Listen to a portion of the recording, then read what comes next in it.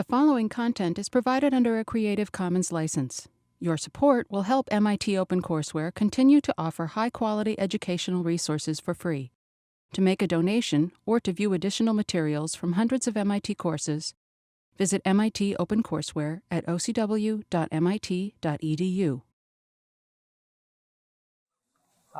I just want to say how touched I am that you are all still here. I really, there's a lot of shopping opportunities in the MIT courses, and that you have come back and not shaken loose after reading Satoshi Nakamoto's peer-to-peer Bitcoin paper. Or maybe you just came back to see whether I was going to crash and burn describing it. But what we're going to try to do in the next 3 classes, just to frame it, is really give you some of the technical underpinnings of blockchain technology through the lens of Bitcoin. Bitcoin is just the first use case of blockchain technology. So if I often say Bitcoin this or Bitcoin that, it's really largely, not entirely, largely applicable to blockchain technology. My feeling is I'm only about 8 or 9 months ahead of all of you. I may have spent my whole professional life around finance and public service, and I can talk a lot about markets and about public policy, but MIT has given me the gift of thinking about blockchain technology. And I'm trying to return that gift a little bit for you all. And I have a few computer scientists in the room that are going to bail me out if I don't get this right. Sabrina, and then, I see, Aline is putting up his, do you all know Aline? He's actually a PhD student at MIT Computer Science. So, somebody gets to that part of their life. Thank you. Yeah. What was that? Terrible life choice. Terrible life choice.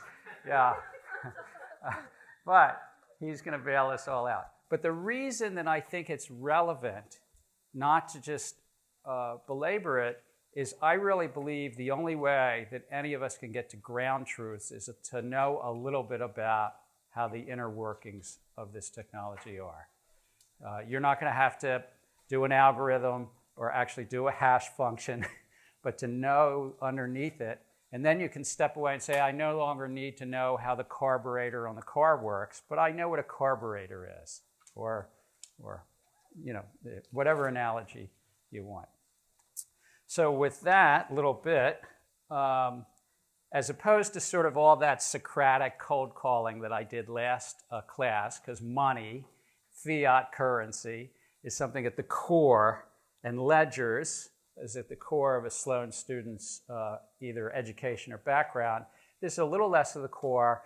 If today's and the next couple of lectures, if you can work with me, that I want you to interrupt me anytime you've got a question. I'm not going to do much cold calling. I don't want you to relax too much. I still want you to do the readings the next 3 classes. But just raise your hand, stop me, say, well, but what is that all about? And that is just sort of, we can work a little bit different on these next classes. So, as I'm always going to be doing, consistency, what are the study questions? So really, what are the design features? What are the key design features of this new technology, blockchain? And I put a few on the syllabus, and we're going to go through all this today and next week. Cryptography, append-only, timestamps, blocks, distributed consensus algorithms, and networking. I list 4. Later in this lecture, you'll see 8 or 10 that, I guess it's 10 that we're going to really dig into. Can I just get a sense of the class, and this is not for Talita or Sabrina to write down notes about participation. Is it a decent assumption, did most or all of you at least read Nakamoto's paper? All right, good. All right, great. Just a sense, how many of you felt you got at least half of it? Maybe less than 2/3, but at least half of it. All right, pretty good. When I first read it, I was about with you, so it's all right. Aline, you got more than half of it, right? I read it 5 years ago, so. You read it 5 years ago, yeah. Life choices, talk about it. All right. And you're taking this class. Good. So we'll go through each of those. And then more specifically, we're going to peel back the cryptography. The two main cryptographic algorithms, or these words that you'll hear sometimes, cryptographic primitives. Aline, what is a cryptographic primitive? Oh, it's a wild beast. There's so many of them.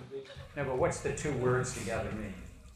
Well, that's what I'm saying. It could be anything. It could be a hash function. It could be an encryption function. It could be a verifiable computation scheme. It could be a data outsourcing scheme. It could be a data access privacy access. But it's anything that basically protects the communication in the presence of adversaries. Well, it's also something that you can use to prove that computation was done correctly on an untrusted server. So it's not just communication, it's also computation. All right. So communications and computation that needs to be protected or verified have some form of cryptographic algorithm, which happens to be called a cryptographic primitive.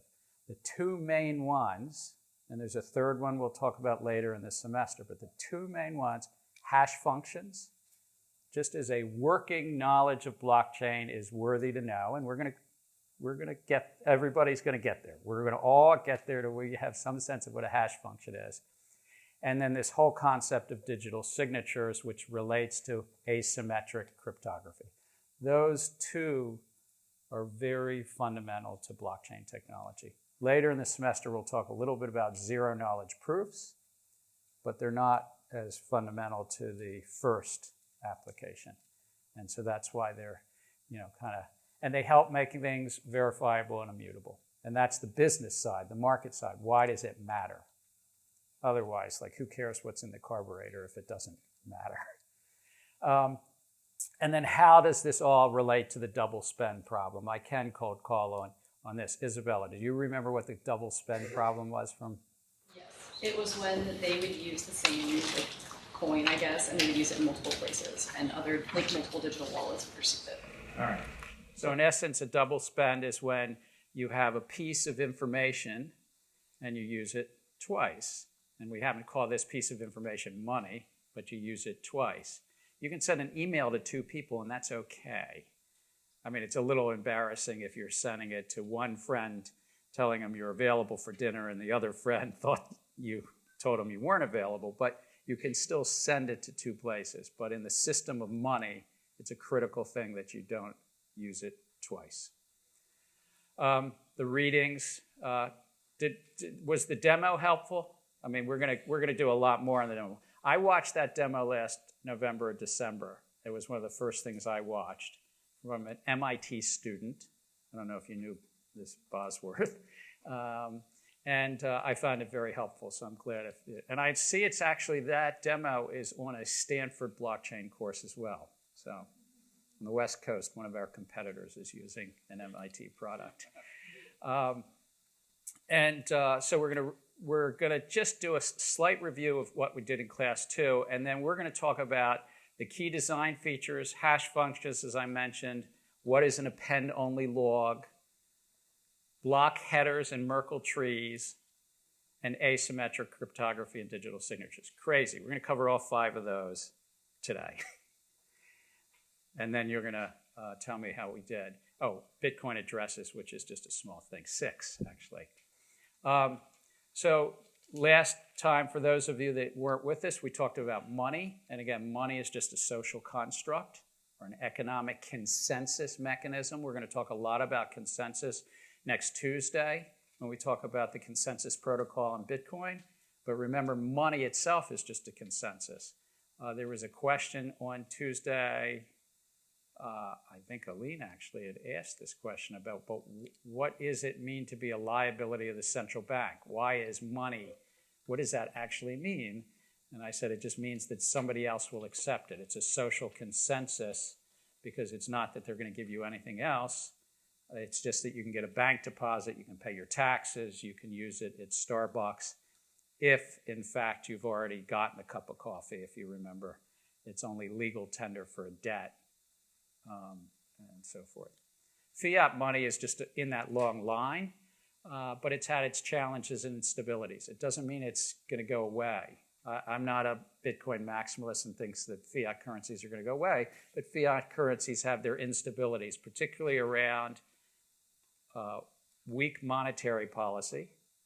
In essence, when you debase a currency and allow a lot of it to be issued, or usually around unstable fiscal policy. So either the government is spending a lot, the king is off to foreign wars, and the Bank of England was actually set up in the late 17th century, in essence, to control the currency when the king of England, I think, was in wars with France, if I can recall. A lot of banks, central banks were set up right about when a sovereign was off debasing a currency and spending too much at war. Ledgers. We talked about ledgers, how critical ledgers are. In essence, ledgers are a way to keep records. And those records could either be transaction records or balance records. We'll see that Bitcoin is set up as a transaction ledger system. Later, we're going to be talking about other blockchain technologies that are set up as balance ledgers. So one should not just think immutably that there's only one way to do this, but transactions and ledgers are at the core of Bitcoin. And central banking is, of course, built on ledgers. The master ledger of the central bank, and then the commercial banks have sort of the sub-ledgers. And then you can think sometimes your digital wallet, maybe Starbucks has yet a third tier ledger. We obviously live in an electronic age already. We know this. There's been many efforts. They've all died until Bitcoin to crack that riddle that we talked about, peer-to-peer money without a central authority. And later in the semester, when we talk about what are the use cases, that's going to be the core thing. It's why I'm not a maximalist. I'm not sure in every circumstance a central intermediary is necessarily so bad. And this is not a value judgment. This is just pure money and markets and so forth. But in some circumstances, decentralization really will compete and beat the centralized intermediary.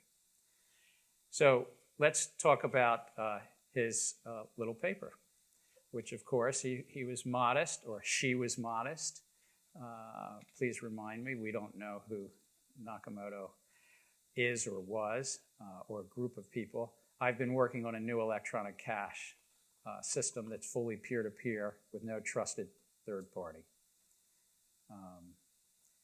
So you've seen this slide before, but a time-stamped append-only log. Just think blocks of data. You know, it's to kind of oversimplify, but it's got a name, blockchain. And I don't think, did Satoshi's paper, you all read it in the last few days? I, of course, read it again yesterday just to make sure I remembered it. I don't remember that he ever used the word blockchain. Am I right about that? Right. So the words blockchain are really have been sort of layered over his innovation. So information, blocks going on, and that leads to basically a database. But it's the blocks of data. Bitcoin right now is about 550,000 blocks, and the blocks are added on average every 10 minutes. And we'll talk about why it's every 10 minutes, and not only why Satoshi Nakamoto made it every 10 minutes, but how they maintain that. Other blockchains, like Ethereum, it's about every 7 seconds. So don't get too caught up that it's all the same.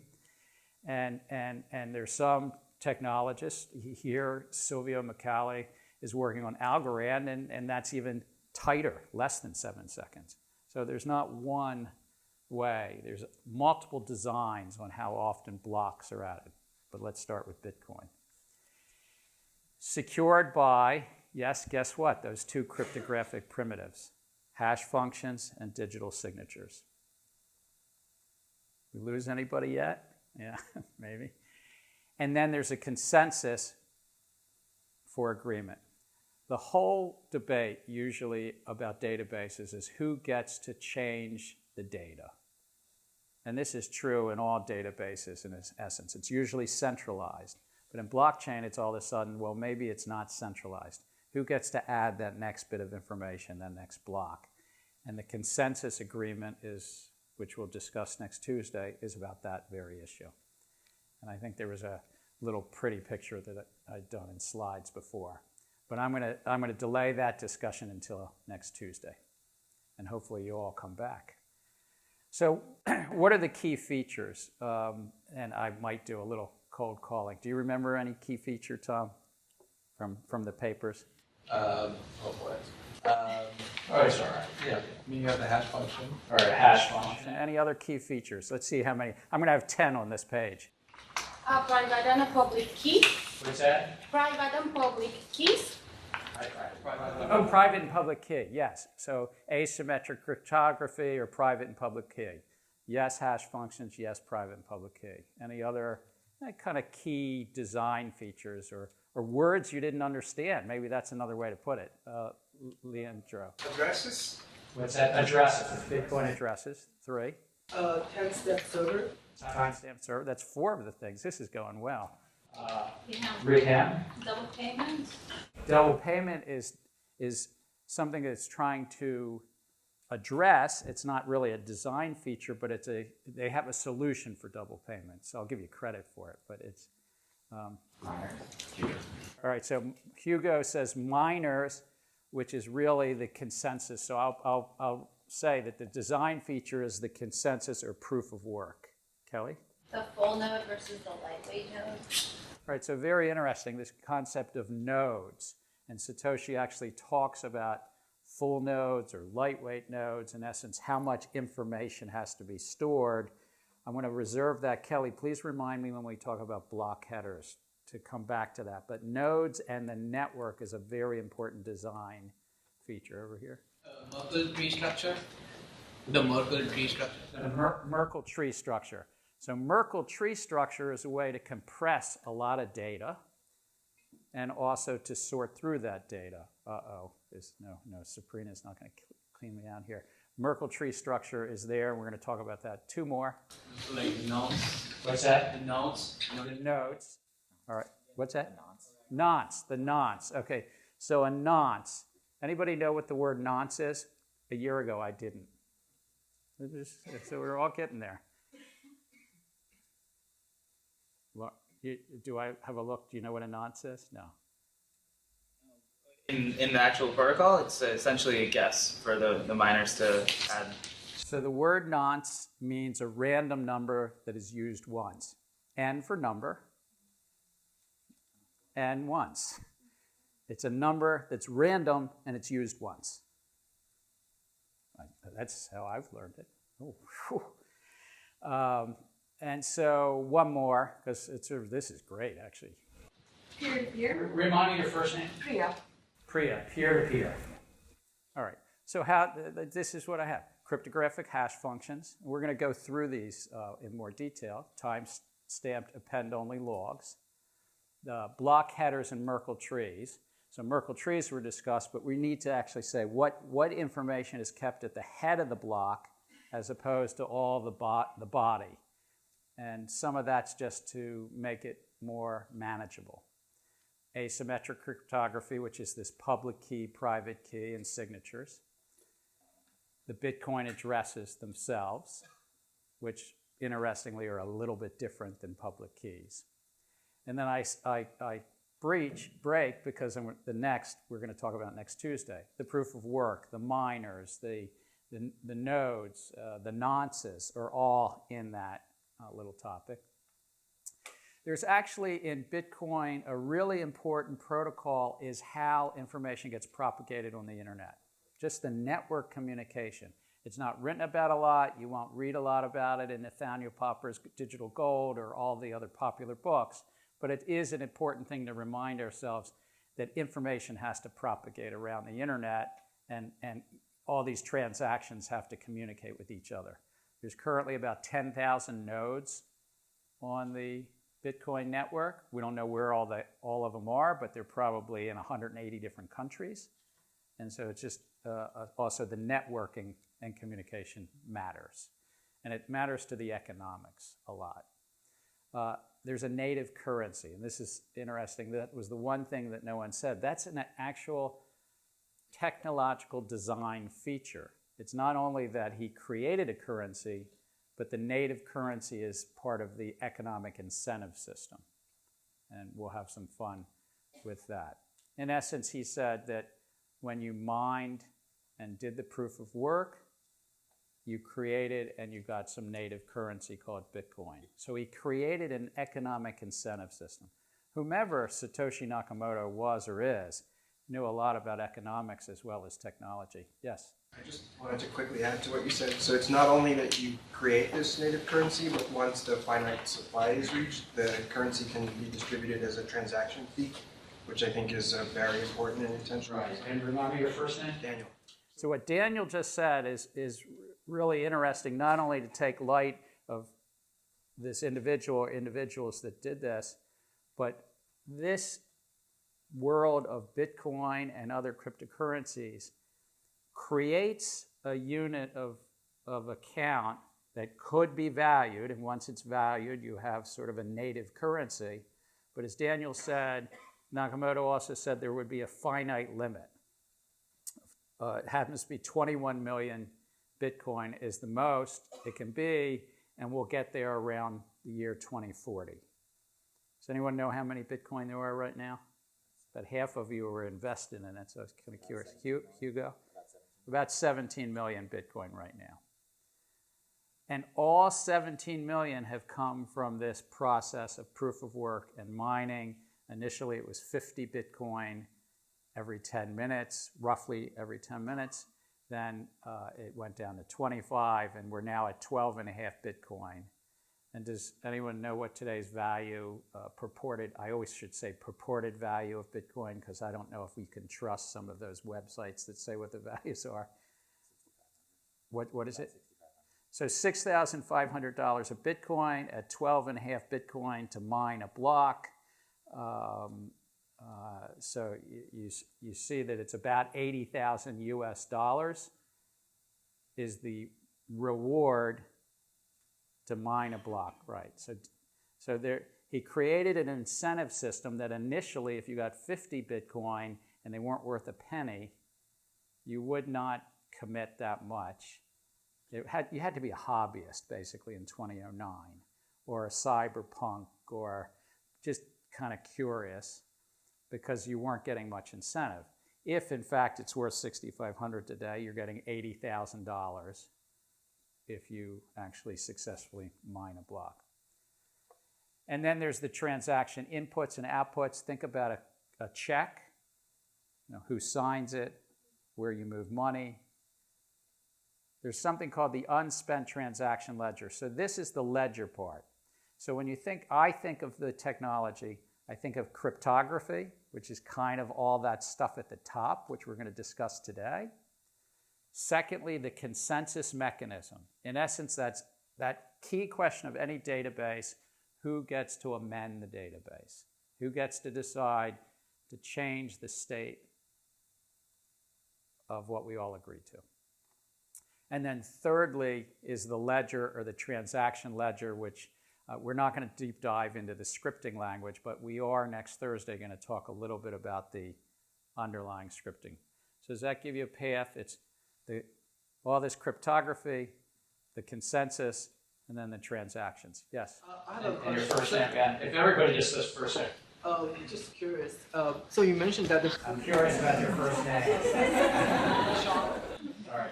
Right. So just curious, since you mentioned that the per block value is roughly 80,000 US dollars as of now. So just curious, in terms of the CPU power, the electricity that will be consumed to mine per block, how much does that translate into equivalent in US dollar terms? So the question that's asked is how much electricity is being consumed for that miner to get that reward, that $80,000. And I'm going to try to answer it in 1 minute, but we'll come back to this later in the semester about economics and blockchain economics and mining economics. But what has happened over these 10 years is more and more computers that are being used are trying to mine for the Bitcoin. And so today, in the most recent research I've seen, is that the probability of winning a block, there's so much, is it measured in terahashes? I can't remember the numbers, but it's how many terahashes, which is it 15 zeros? Is it terahash? Lose track, or is it 12? No. Well, in any event, there's so many hashes being done a second, X number of terahashes, that your probability of winning is quite low. And so what's happened is most nodes and miners have entered into agreements called mining pools, where they smooth out the risk and everybody shares in the rewards. But those economics we'll talk about later. It's thought to be that you need electricity cost around 3 cents a kilowatt hour to be successful. And in most parts of the world, you can't get electricity for 3 cents a kilowatt hour. So you would put your mining rigs where you can get low-cost electricity, or where you possibly you could get it legally low cost or illegally low cost. So there are a lot of mining rigs, and in jurisdictions where there may be local officials that are allowing those mining rigs, and instead of 3 cents a kilowatt hour to the electric company, it's 1 to 2 cents a kilowatt hour to the local government officials. So, and the two largest mining pools are in China, and the third is in Russia. But we'll get into the sort of the economics and at least some theories about why some are where they are. So cryptography. So Aline's probably going to clean me up. It's not just communication in the presence of adversaries, it's also computation in the presence of adversaries. So that would be good. And we talked about, we're not going to deep dive.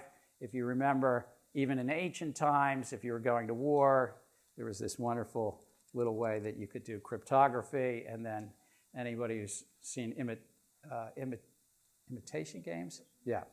About the British breaking into the German codes, even though they should have probably given more credit to the Polish government that had probably broken into it in the 1930s. But Turing did great work.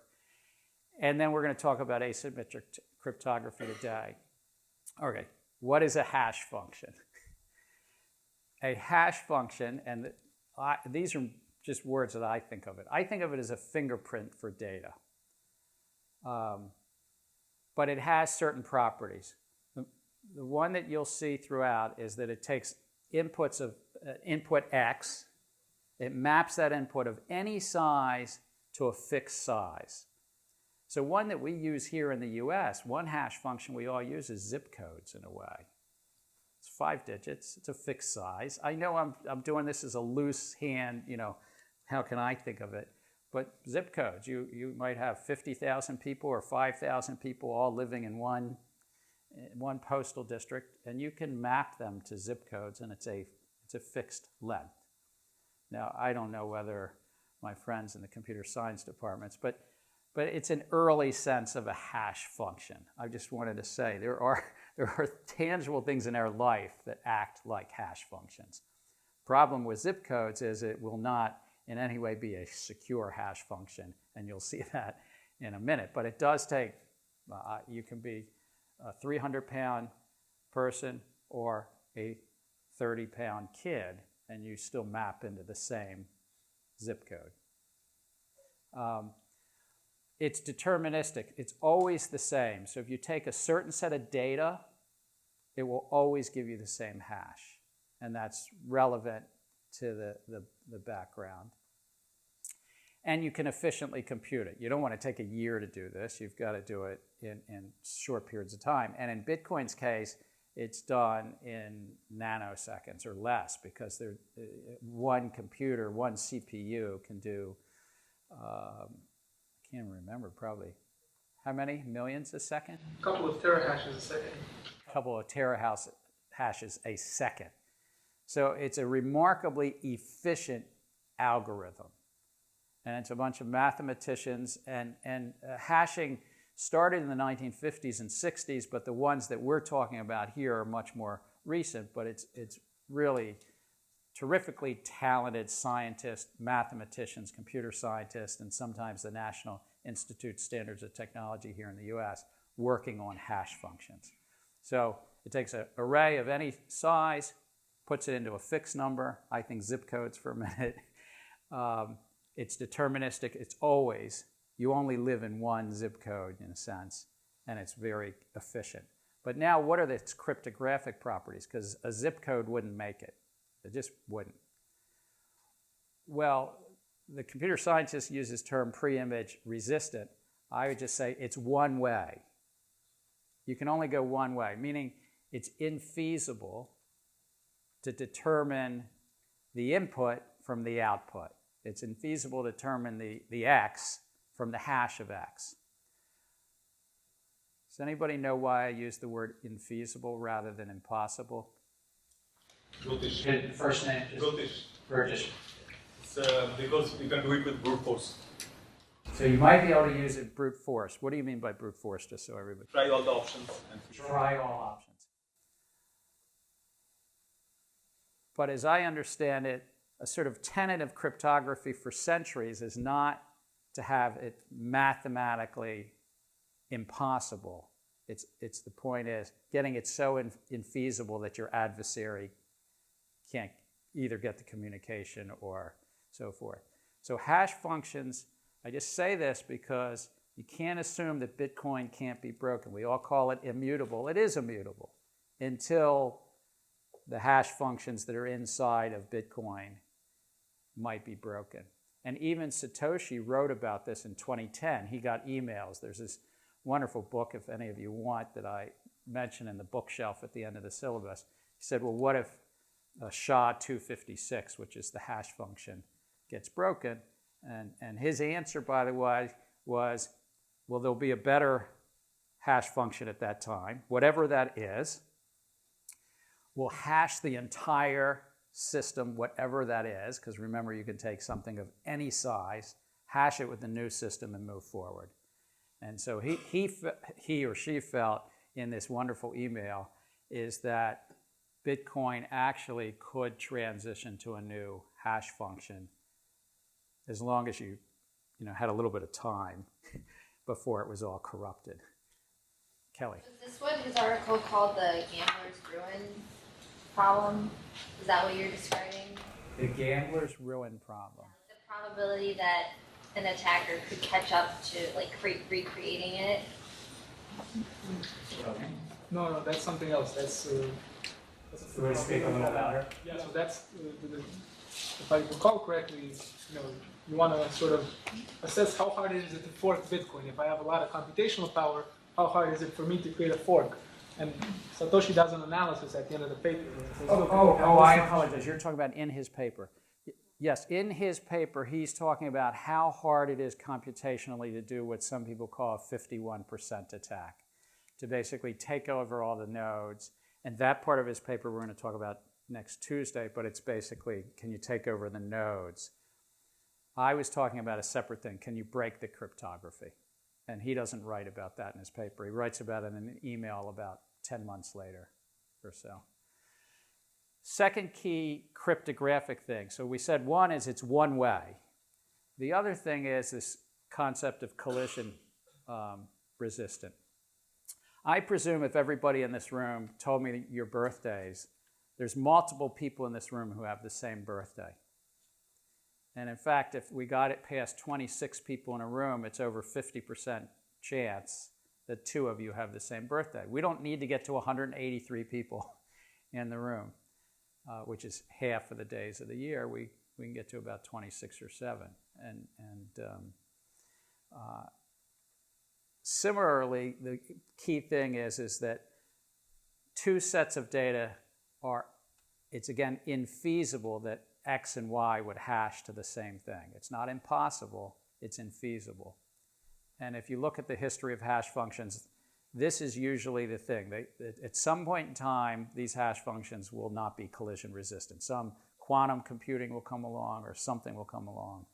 But for now, you can put something of any size in and they're independent.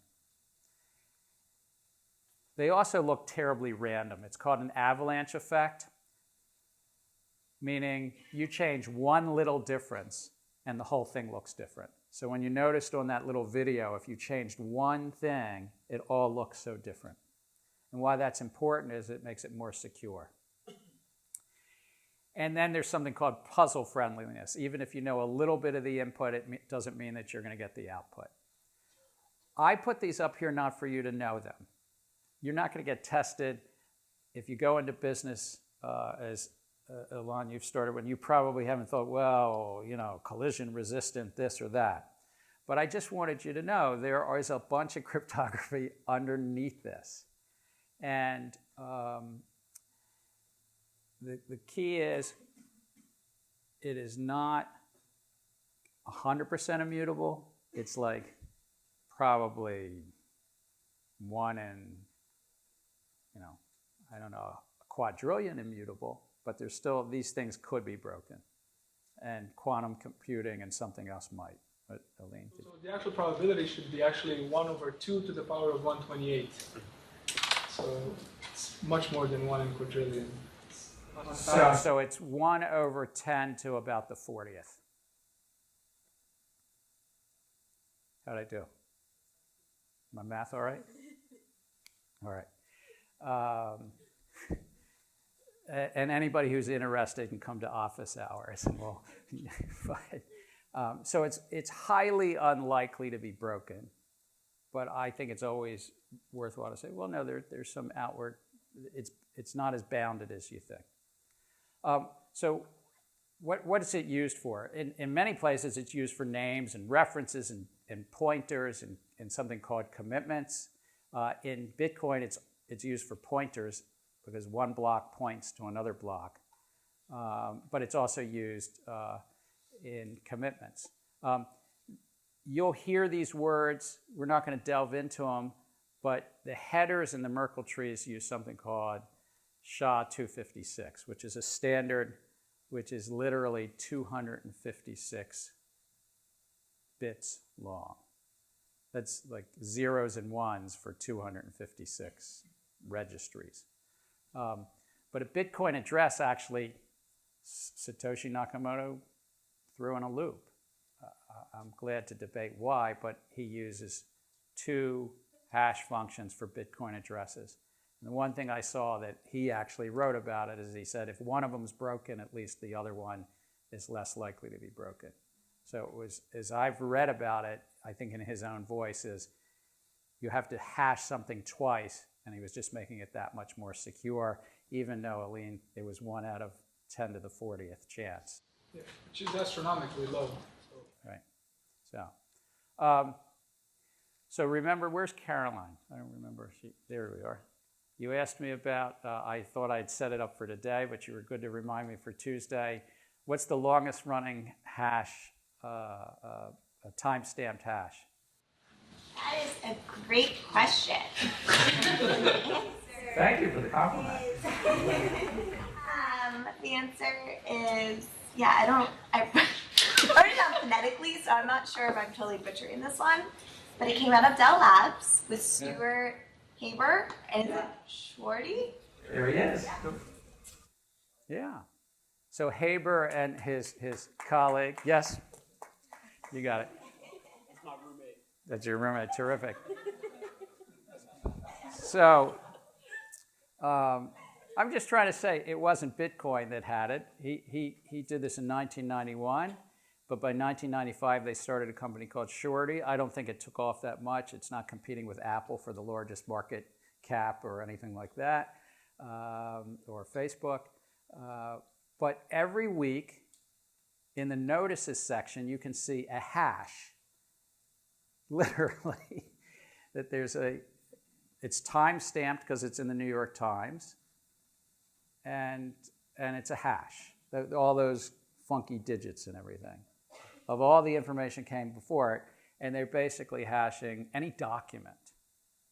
Any document that you want to timestamp in that week, you put it in, one follows another, and that's a blockchain. It's not about money, there's no native currency, and so forth. I believe that Haber and Sternetta are 3 of the 8 or 9 footnotes in the Satoshi paper. Maybe it's 4 of them. So he gets his credit. And if you go to his website, Stuart Haber, I think he says blockchain's co-founder on his personal website. Who knew? So here we get, this was in the National Institute, the NIST paper. But timestamp depend-only logs in Bitcoin or blockchain. What is put together is the header, the top information. And if I can go past the visual and just say what's there. There's 5 pieces of key information. The version, it doesn't change that often, but there is a version number. The previous block's hash. So it's some information about all the blocks that came before it. The Merkle root hash, which, does anybody want to tell me what that does? The Merkle root? So it essentially puts the transactions in the bottommost layer of the tree and then creates a tree of hash of each of the transactions.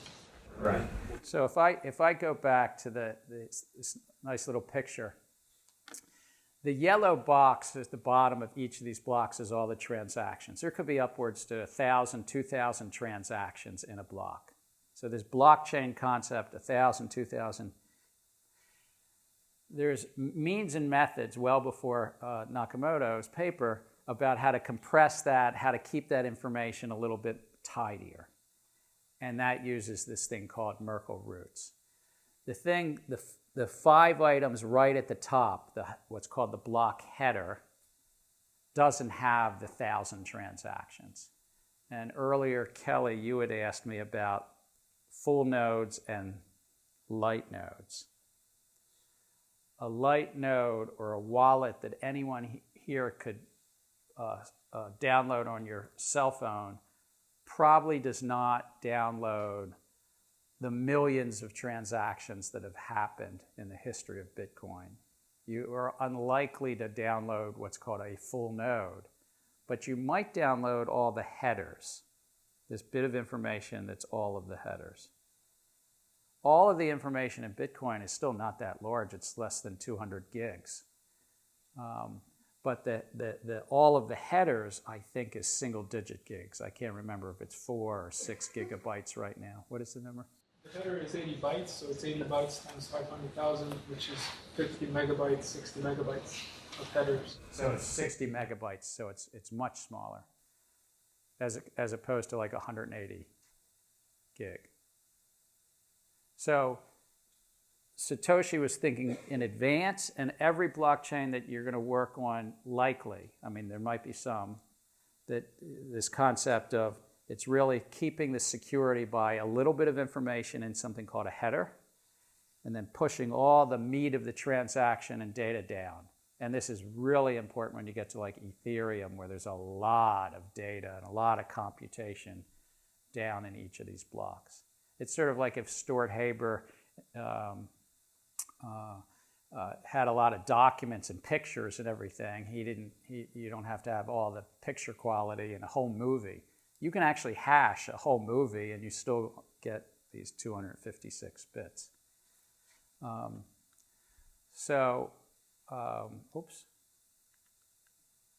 So the header has the previous hash, this Merkle root, which is just a way to get all the transactions. Just think of a Merkle root as a way to grab 2,000 transactions, in a way. A timestamp, that one's easy, we can get that. Difficulty target.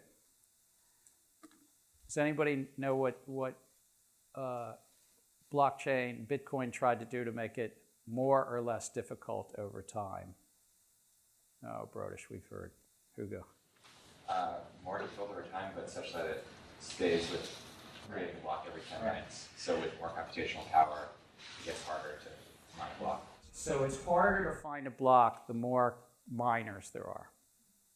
So every block header needs to have what's called a difficulty target. How difficult is the mining going to be? Since we're talking about mining next Tuesday, please all bring me back to difficulty target. And then, what's a nonce? What's that? A just random number. a random number that's used once, number once, nonce. And that's hash functions. How do we do? They're a little off the skids. We are MIT. Yes? I have a question. If the number of characters in the hash is limited, The output, not the input. Not the input, but the number of characters in the hash is limited, right? So that's Correct. a pool of options that you have. When you have many, many transactions, that's like a flow, right? So eventually you're just consuming and consuming hashes up to a point where you're going to repeat the hash, right? So how do you know for the same hash if you have two different information to which information you're referring to? So could you help me pronounce your first name just to? Guillermo. Has asked the right question. He's saying, well, how do you know, especially as you have more and more time, you might get the same output of a hash from different inputs. And if you recall, wait, somebody does recall. No, before Brodish, in front of Brodish. Yeah, in the papers they mentioned that if it's possible that the hash of X is equal to hash of Y, but it's if the miners are working not at the same time, and if the same information is not treated at the same exact time, it won't be a problem because then you just continue with just two different. So you're correct as it relates to mining, but there's another piece of it as well, is that the hash function, if it's a good cryptographic secure hash function, is what's called collision resistant, where what you're saying is so infeasible, in fact, 1 divided by 10 to the 40th, that's a 1 with 40 zeros after it. It's so infeasible to happen. It's possible, but infeasible to happen. What you're referencing is what if two parties solve the cryptographic puzzle as opposed to a collision, and because of the difficulty, they just got it at the same time. Please. It seemed like a dumb question, but... No, there's no dumb questions when it comes to this. I don't really mean that. Timestamps attributed, so is it from the whole system, or...? So timestamps are not a particularly important part of Bitcoin. They are time-stamped, but sometimes if somebody puts something off and it's off by a few minutes or even up to 2 hours, there's a check in the technology and the scripting function if the timestamp's off more than a couple hours. So literally, it's not that precise. Having said that, the real way that timestamping happens is if a block is mined and it's the 540,000th block, and it's sort of accepted, and all the nodes, these 10,000 nodes, start mining the 540,000th and first block. In essence, it's just, think of it as almost like a stack. And so what's, in essence, more relevant than the actual time that's in the header, and they all have a time stamp in the header, but what's more relevant is the order of the blocks, and most importantly, the previous block hash. Yes? I didn't say that without the timestamps, you cannot do this difficulty readjustment. So timestamps are very important. If you don't have timestamps in the block, you cannot do the difficulty readjustment, which is necessary to keep the rate of blocks 10 minutes. I'm going to partially agree with you, because the difficulty adjustment happens every 2 weeks. So even if any one individual or 5 or 6 timestamps are a little goofed up in the 2 weeks, the algorithm is basically looking over the course of about 2,000 blocks. So a little goofed up is fine, but you need the timestamp. Yeah. You need the timestamps, but it's more important is basically the, here, I'll go back a slide. It's the order of the blocks. Please. Going back to the topic of collisions, the paper didn't really go into detail, but it said, in addition to how unlikely it is with, 2 to the power 128, that even if there were 2 that hash to the same kind of hash digest, that it would be unlikely that they would be valid in the context. So given like what's a valid blockchain transaction, that can even further reduce the likelihood of any problems, which there wasn't a lot of detail into why like the blockchain context would even make two things hashing to the same value even more unlikely because of the context. I want to hold that question for Tuesday, but it has to do with, rather than the collision issue, what the paper is talking about is if two miners solve the puzzle. And that doesn't mean that they got identical hashes, because the puzzle is not geared to getting an exact hash. The Bitcoin puzzle is having a certain number of leading zeros. So it's literally, it started, I think it was 9 or 10 leading zeros. I'm talking about 10 years ago. And now you have to hash to something with, I think it's about 20 or 26 leading zeros. Meaning it's gotten more and more difficult, and the result of the hash has to have a bunch of leading zeros, which you saw in that video. I'm sorry. I have a question on like how the Merkle root hash comes about. So if it's only hashing the transactions, how does it change when the hash of the previous block changes? Okay, so Adian, it reminds me of that old television show, Johnny Carson, and you just did a great setup for the comedian, so thank you. So I'm going to go to Merkle roots. So Merkle roots, which are a binary data tree, look something like this. If one had 1,000 transactions, I wouldn't have a pretty slide, so this only goes to 4 levels. But think of 4 transactions at the bottom. They're each hashed, and then you concatenate, you put the 2 hashes together, you hash that, you keep going up the tree. If you had 1,000 transactions, because that's 2 to the 10th roughly, then you'd have 10 levels of this tree. And so that's what happens. And literally, the mining pool operators are doing this a lot for the nodes. But in the Bitcoin core application, in the software that anybody in this room could download the software if you wish, there's software that takes transactions, puts them basically into this binary tree called a Merkle tree, uses hash functions, and basically skinnies it all the way up to the top. Is that? I think what my question was that if this given that the structure exists, how does the root hash change with the previous block? So basically, we saw in the video that if you change the hash of the previous block, all the blocks forward will get invalidated because the hash changes. But it doesn't seem to use the previous hash. So I'm going to repeat the question. Does a Merkle root that is basically a summary of the 10,000 transactions that are in a block change if the rest of the header changes or the previous block change? And the answer is no. It only changes if some of the data in the 10,000 transactions changes. And so a Merkle root will change if you put different transactions in the mix. Or, as is really important, one of the incentives. You get your 12.5 Bitcoins today in what's called a coin-based transaction. And so one of these 1,000 transactions is the payment to the miner. So the Merkle root would be different depending upon who wins. But that wasn't your question, I'm just saying.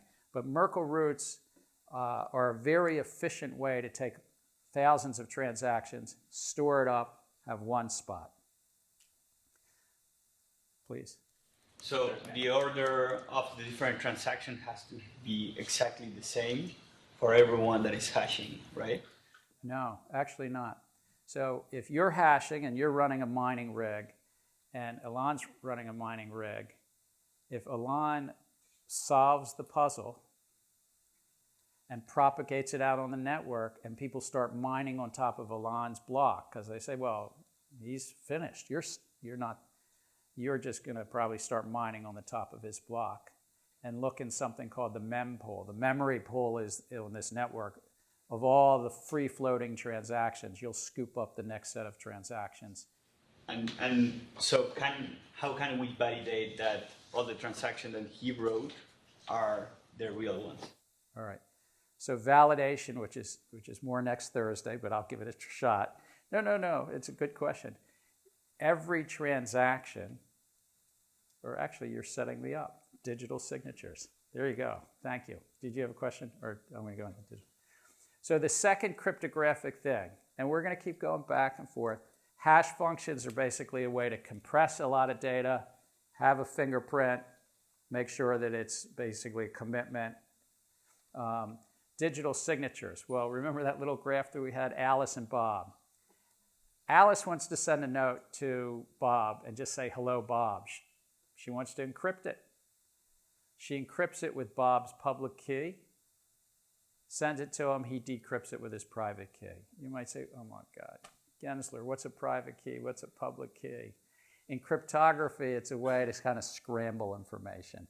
I know, I'm really making this like, but so if we went back to that little mechanism the Romans used, or we used what the Germans used in the Enigma machine, they were symmetric cryptography. Both people had the key. The key was the Enigma machine with 5 rotors. In the 1970s, some wonderful technologist here and elsewhere basically said, well, what if the key isn't the same? Because the adversary can steal the key. What if it's not symmetric, but it's asymmetric? There's a private key and a public key. In essence, there's 2 keys that have some mathematical relationship. And the math between these 2 keys don't matter for a class like this, but know that the public key and the private key link together. They're bonded together. But the critical thing is, about digital signatures, there's 3 functions. You have to generate a key pair. And when a key pair is generated, a public key and a private key are generated at the same time. And they need a random number to go into it. And one of the things that makes a lot of Bitcoin and other wallets insecure, and it's probably why some have been hacked, the wallets, not Bitcoin, is because they don't have good random number generation. Yes, Brodish. I was at a conference last week where a technologist from University of Pennsylvania had done a survey of 150 hedge funds, mining companies, and Bitcoin wallet companies and the like. So they actually let a cybersecurity individual get inside and do a survey of 150 what you would consider really committed high-end users of Bitcoin, miners and hedge funds and crypto exchanges. And it was horrifying. Their cybersecurity as to what they're doing with their private keys.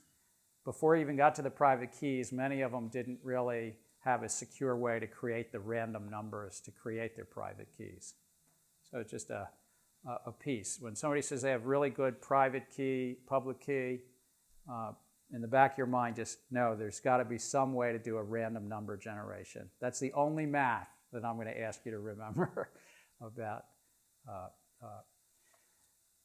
There's a signature function, and the key thing is a signature you can create a digital signature from a message and a private key. So if Kelly has a private key and wants to send a secret message to somebody across the room, Isabella, you want a message from Kelly? Kelly's going to take the message. You got this, Kelly? You're going to take the message and you're going to sign it with a private key. You send it over to Isabella. How's Isabella know that it was from you? She has to decrypt it with her. She's got to verify it. So there's a function called a verification function. And it comes back just yes, no. I mean, it might say it's differently, but it's just a yes, no. It's a verification function. Isabella, you want to do this with me? Is going to verify your signature is valid for this message. because you have the public key. So you're right. Isabella has your public key, but using your public key, she can verify that the signature. It's magical math. Well, it's not magical math, it's real math. But it's not math we need to study in this class. Yes, Hugo. Back to generating a key pair. Yeah. So they're both generated from the random number. One is not necessarily, like the private key is not determined by the public key or the other way around. They're both. You can think of it, in Bitcoin it uses an elliptic curve cryptography. And you can think of it as that the private key is based on the random number. It's to be more technical, it's the random number is what gets you to the public key. But I think of it as the private key is almost the random number, and then the public key is generated along with it. Is dependent on private. Yes. So you pick a random number, actually, between 0 and 2 to the 256. That's your private key. To pick a public key, you derive it directly from the private key. Okay. In fact, all you do is you exponentiate another number by your private key. So you can think of the public key as a one-way function of the private key. So given a public key, you cannot recover the private key. If you could, then you could sign, which would be disastrous.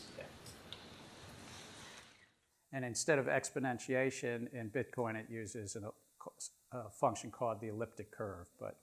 So what properties? And these are the key economic properties as well as cryptographic properties. Basically, it's infeasible. And again, I use the word infeasible. I didn't say impossible, even though Aline might want to tell me that it's 1 over 10 to the 40th or something. But it's infeasible to find a private key from a public key, to reverse engineer. So even if you can't find the private key, like in the case of Kelly and Isabella, if I knew Kelly's public key, could I send a message to Isabella impersonating Kelly? No. You need to do a signature, if you please just run your eye up there. To do a digital signature, you need a private key and a message, and it's a function of the message and the private key. By sort of, let's call it complex math. That digital signature was created from the private key, and the public key was created from the private key.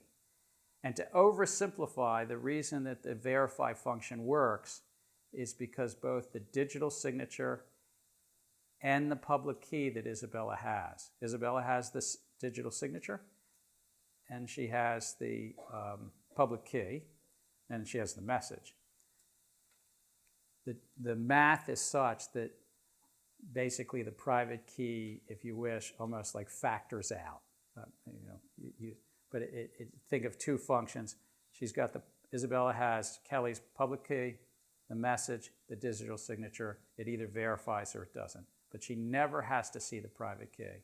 And in fact, Kelly does not want her to ever see the private key.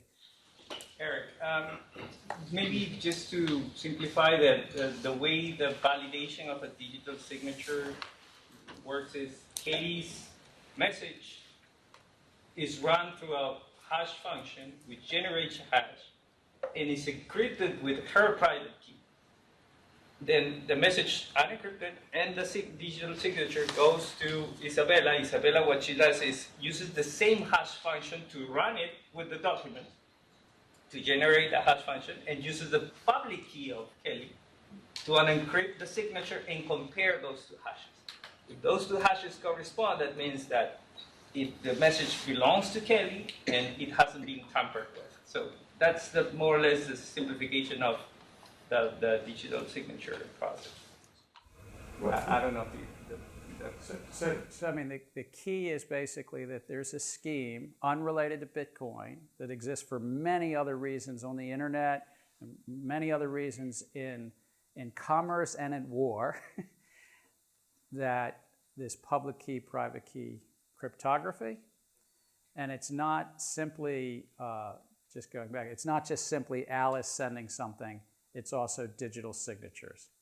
You generate the key pair, Everything in Bitcoin, everything in Ethereum has key pairs, public key and private key, a digital signature, but Kelly, never lose your private key. You got that? Do not. And by the way, you have to create it with a good random number generator because most sophisticated hedge funds around the world aren't. So you're going to be better than those. That's what I learned at a conference I was at recently. And then there's a verification function. A quick question about the random number generator and the verification function. So is there any like third party generating the generator, or the generator is like a function already existing and like already there? So the question is if random number generation is so important, are there outside parties that have good software, in essence, to produce the random number generation? And the answer is yes, and there's some that are not so good. And yes, some good laptops have it. At the heart, I want to skip ahead, elliptic curve digital signature algorithm. That's the actual algorithm that Bitcoin uses to take the private key and so forth. But many of the wallets, if you download a wallet application to hold your Bitcoin, to hold your Litecoin, to hold some other coin, that wallet application has a random number generation software. I can't attest to all the random number generation software. I'm not a cybersecurity expert, but there's probably a range of some that are a little bit more, there's stronger ones. The key to random number generation is if you're generating any length that it truly is, not clumpy, or there's, that I'd say it's what, maximum entropy, and that you really don't have any clumps. If it all clumps in one area, then that's not great randomness. So I just want to finish, because there's one other thing we're going to chat about to lay the groundwork, is Bitcoin addresses. I put that up. You can look at the slides later. The details don't matter much. But the key thing is that when you hear somebody talk about public keys and Bitcoin addresses, colloquially, we all reference them the same. They're actually not. The technology that Nakamoto did was he uses the public key. He literally hashed it twice, once with this program, this hash function called SHA-256, another hash function, then concatenates and puts a little checksum at the end, and then uses something called a base 58 to make it even shorter. I've gone back and read some of Nakamoto's emails for the 2 years after he published all this, and I've read other things. My understanding is the reason there's 2 hash functions and actually 2 different ones was just to make everything a bit more secure. Also, a public key is a very long, it's about 512 bits. And so you can shrink the data and make the data more compressed by hashing it, which took it to 256 bits. He hashes it twice, and then he does this base 58 that makes it even a little tighter. So for all purposes, you could go ahead and just use public key, and Bitcoin address is the same, but remember, back in the mind, oh, actually they're a little different.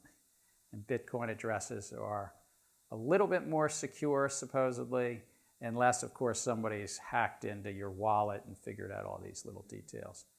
A Bitcoin address is a little bit like the signatures on these notes we talked about, right? Remember half of you don't use checking accounts, but these are early forms of checks, and there's a signature on the bottom. That's really kind of a Bitcoin address. The signature is the digital signature.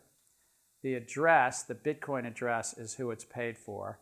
And I promise, last slide, we're going to be talking about this next week. Transactions, all that stuff that rolls up into the Merkle trees, all that little itty-bitty important information, they basically have an input and an output.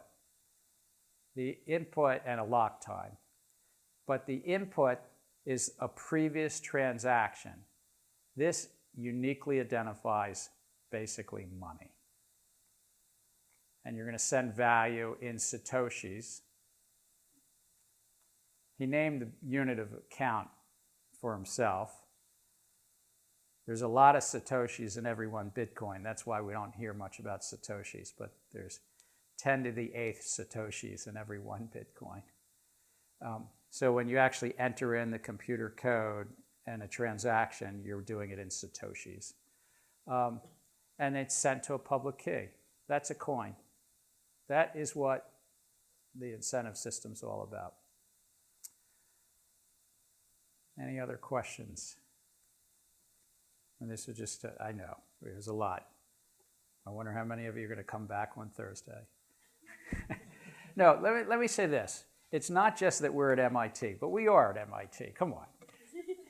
Everybody in this room can get these kind of key concepts. The key questions that we talked about were time-stamp depend-only logs. Does anybody want to tell me what a time? If this class here in the next 7 minutes can get these two concepts, that's all we talked about for the last hour. So I don't know your name in the orange shirt. What's that, Andrew? Andrew, what's time append-only logs? Timestamp depend-only logs is essentially a record of transactions, or a block, as blockchain uses it, with a time, and that can't be changed in the future. So you can only add on transactions. So it's kind of immutable because of all this cryptography. Stuart Haber was making it in a time-stamped append-only log, and he was placing it where? Carolyn, you still with me? Where was Haber putting it? New York Times. New York Times, there you go, in the classified section. So it's a bunch of blocks of data compressed up. So we talked about something called Merkle trees and Merkle roots. Just think about it as that's a way to take a lot of information and compress it, but also make it searchable later. Because 1,000 transactions, when we talk next week, you have to be able to verify. Somebody asked me about how to verify, right, Jochen? When you go back to verify, you need an index number to find it in that Merkle tree situation. And it's secured through hash functions. Anybody want to tell me the easiest lay definition of a hash function? Jennifer. It's like a mapping from, can be, lots of members can get to just one. Right. You could take a picture of this classroom and everybody exactly, and it could map into something. I don't know, would a QR code be a form of a hash? Not cryptographically secure, but is it a hash? It's more of a different representation for some data, rather than binary you're using. All right, so I failed that one. It didn't. It often stores hashes. Yeah. So cryptographic hash function is a way to take not only a lot of information and put it into a fixed form, but the key thing here is the hash functions are what tie the blocks together, because hash functions can point to previous information. And as the video showed, if you change any of the underlying information, the hash changes. So what does that give you? It basically secures the data. You know if somebody's tampered. So the only reason to really learn about hash functions is it's to say, oh, I get it. This is one of the ways to make this data tamper-proof. Go on. I have a question about a theoretical event where a better hash function is found than the SHA-256. And how would that be implemented into the Bitcoin network practically? There needs to be a consensus and how would any relevant change be adopted into Bitcoin is always a challenge because it's a decentralized network. And all decentralized networks have a little bit of a governance challenge. The governance challenge is how do you do software updates? We all know that on our laptops, our iPhones, there's probably software updates going on here now unbeknownst to me, right? They're probably just Apple's I mean, who knows what they're doing in here, right? And Uber, one of my favorites. Who knows what's happening inside this phone? But the commercial enterprise, the central authority has a way to update the software. We probably sign some terms of use that allows them to do that. In a decentralized network like this, there has to be consensus. And so the only way really to update the software for a new hash function or for most everything else is, in essence, that the nodes, the operators of the software, collectively in a consensus form adopt it. So it's another way that not only is the data immutable because of these hash functions, but the software is. And that comes both with benefits and costs. Some people would say that's a bug of blockchain. Some people would say it's a feature. You can come to your own judgment over the course of the semester.